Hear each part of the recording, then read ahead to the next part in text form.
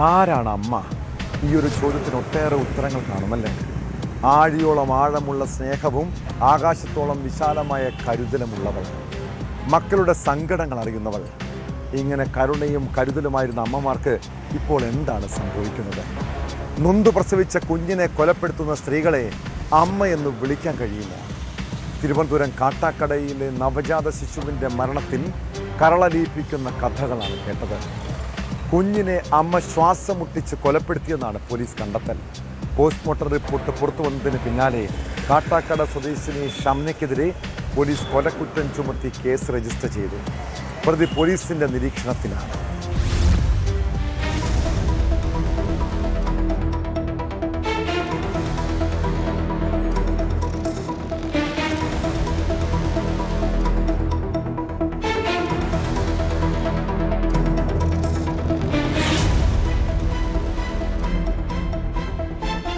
ഞായറാഴ്ചയാണ് ദാരുണമായ സംഭവം നടന്നത്.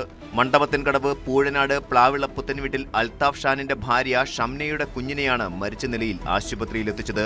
ഷംന രക്തസ്രാവത്തെ തുടർന്ന് അവശ നിലയിലുമായിരുന്നു. കുഞ്ഞിന്റെ കഴുത്തിലും നെഞ്ചിലും മുറിവുകളുണ്ട്. പ്രസവിച്ചത് പുറത്തറിയാതിരിക്കാൻ കുഞ്ഞിനെ ശ്വാസം മുട്ടിച്ച് കൊലപ്പെടുത്തിയെന്നാണ് പോലീസ് പറയുന്നത്. യുവതിയുടെ മൊഴി വിശദമായി രേഖപ്പെടുത്തിയാൽ മാത്രമേ കൂടുതൽ കാര്യങ്ങൾ പുറത്തുവരൂ എന്നും പോലീസ് പറഞ്ഞു. ഇറച്ചിക്കട തൊഴിലാളിയായ ഭർത്താവ് അൽത്താഫ് ഉച്ചയ്ക്ക് വീട്ടിലെത്തിയപ്പോൾ ഷംന വയറുവേദന കാരണം അവശ നിലയിലായിരുന്നു. ആശുപത്രിയിലേക്ക് പോകാനായി ഷംനയെ ഓട്ടോറിക്ഷയിൽ കയറ്റുന്നതിനിടെ ചെരുപ്പെടുക്കാൻ മുറിയിൽ കയറിയപ്പോഴാണ് കട്ടിലിനടിയിൽ രക്തം പുരണ്ട തുണി അൽത്താഫ് കണ്ടത്. പരിശോധിച്ചപ്പോൾ തുണിക്കുള്ളിൽ ചോര കുഞ്ഞായിരുന്നുവെന്ന് ഇദ്ദേഹം പറയുന്നു. തുടർന്ന് കുഞ്ഞിനെയും ഷംനയെയും സ്വകാര്യ ആശുപത്രിയിൽ എത്തിച്ചെങ്കിലും കുഞ്ഞിന് ജീവനില്ലായിരുന്നു. സംശയം തോന്നിയ ആശുപത്രി അധികൃതർ പോലീസിൽ വിവരമറിയിച്ചു.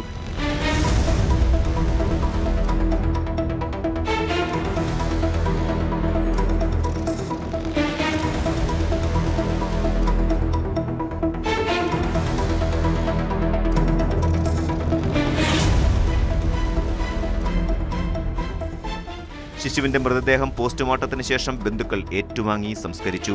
ഭാര്യ ഗർഭിണിയാണെന്ന വിവരം അറിയില്ലായിരുന്നുവെന്നാണ് അൽത്താഫ് പറയുന്നത്. 3 വർഷം മുൻപായിരുന്നു അൽത്താഫിന്റെയും ഷംനയുടെയും വിവാഹം. ഇവർക്ക് 2 വയസ്സുള്ള മറ്റൊരു കുഞ്ഞുണ്ട്. രണ്ടാമത് ഗർഭിണിയായ വിവരം വീട്ടുകാരിൽ നിന്നും ഷംന മറച്ചുവെച്ചിരുന്നു. ആശുപത്രിയിൽ ചികിത്സയിൽ കഴിയുന്ന ഷംന പോലീസിന്റെ നിരീക്ഷണത്തിലാണ്. ആരോഗ്യം വീണ്ടെടുക്കുന്ന മുറയ്ക്ക് ഇവരെ വിശദമായി ചോദ്യം ചെയ്യാനുള്ള നീക്കത്തിലാണ് പോലീസ്.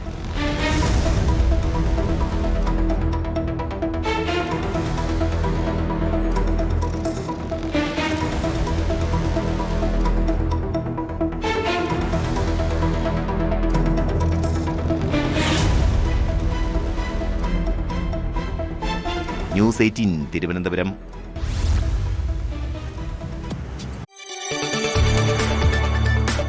കൂടുതൽ വാർത്തകൾക്ക് news 18 Keralam YouTube channel subscribe ചെയ്യുക.